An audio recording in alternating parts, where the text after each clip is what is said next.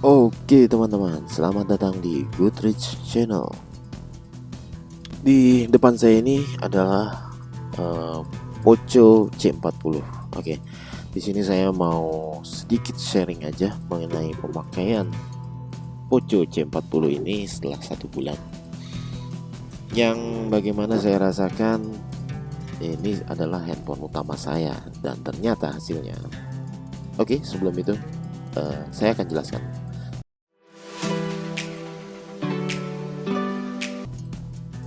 Jadi yang saya beli ini adalah Poco C40 RAM 3 GB dengan memori internal 32 GB.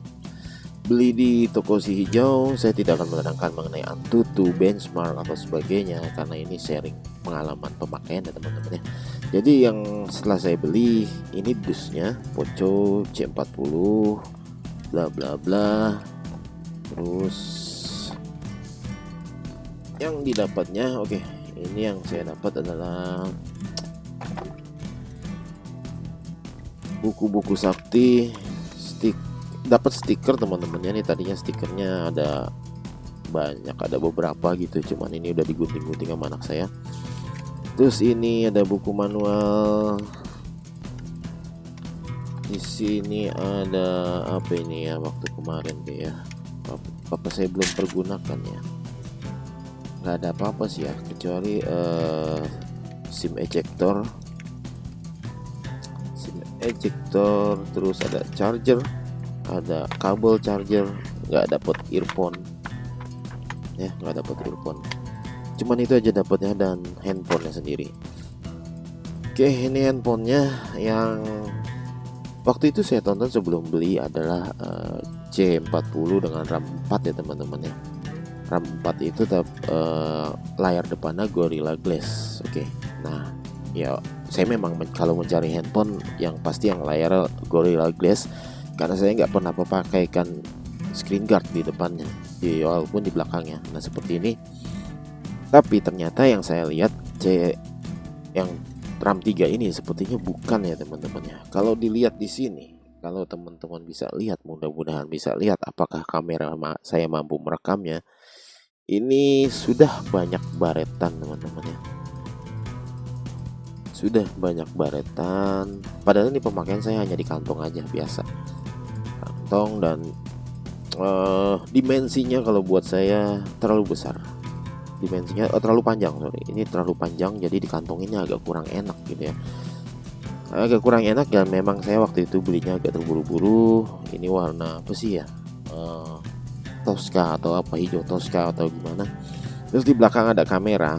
Ini bukan kamera ya, terlihat seperti 4 kamera, tapi di sini bukan kamera. Ini ada tulisan doang AI. Ada flash dan kameranya tuh 2 ini. Ya, di sini ada fingerprint sensor. Ya, fingerprint sensor. Ini bisa dilihat ya. Ini saya masih penasaran dengan baretnya itu, ngasih unjuknya gimana ya. Oke, ini ada baretnya. Terus satu lagi adalah yang seperti ini.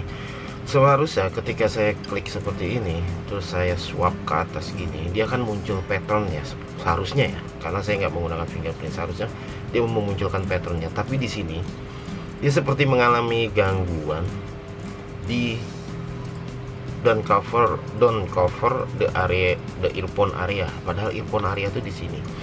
Dan saya nggak ngerti kenapa dia seperti apa mendeteksi ke cover gitu. Dan ini kalau saya giniin, ini saya tekan atasnya ya, dia hilang, baru muncul. Entah kenapa, entah ini softwarenya atau gimana, entah saya dapatnya yang jelek atau gimana. Ya sebenarnya masih garansi sih, bisa di klaim ke Poconya gitu. Cuman sudahlah, capek lah, saya masih bisa terima kok kalau ini doang gitu kan. Cuman kecewa aja, ini kok bisa lulus QC gitu kan.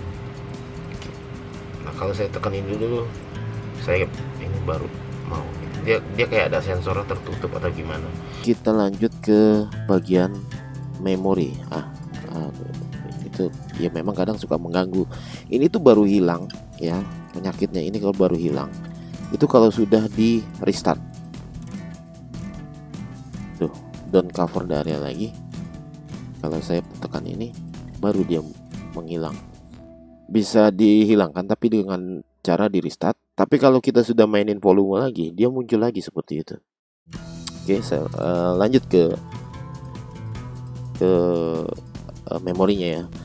Dia tuh memori internalnya, kalau saya bilang, kalau kalian jadikan handphone utama ini, rasanya lebih baik cari yang legaan dikit teman-teman ya, karena 32 itu kesalahan saya sendiri sih. Kalau yang 32 itu saya pilih 32 karena jadinya memori internalnya tuh kecil gitu dan cepat habis. Ini teman-teman bisa lihat storage-nya ini 29,7 GB itu sudah terpakai total dari 32, padahal saya hanya install beberapa aplikasi doang ya, aplikasi doang seperti Shutterstock, TikTok, YouTube, dan game Roblox, atau ini tambahan game anak saya sedikit.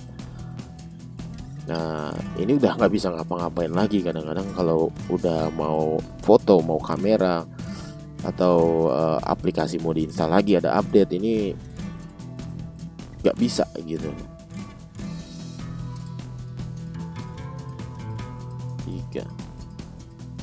Oke, untuk kamera saya bukan penyuka kamera yang suka foto-foto atau video, hanya sekedar aja, jarang-jarang, jadi saya nggak terlalu banyak komen untuk itunya ya. Tapi nanti saya akan coba kasih contoh untuk kameranya.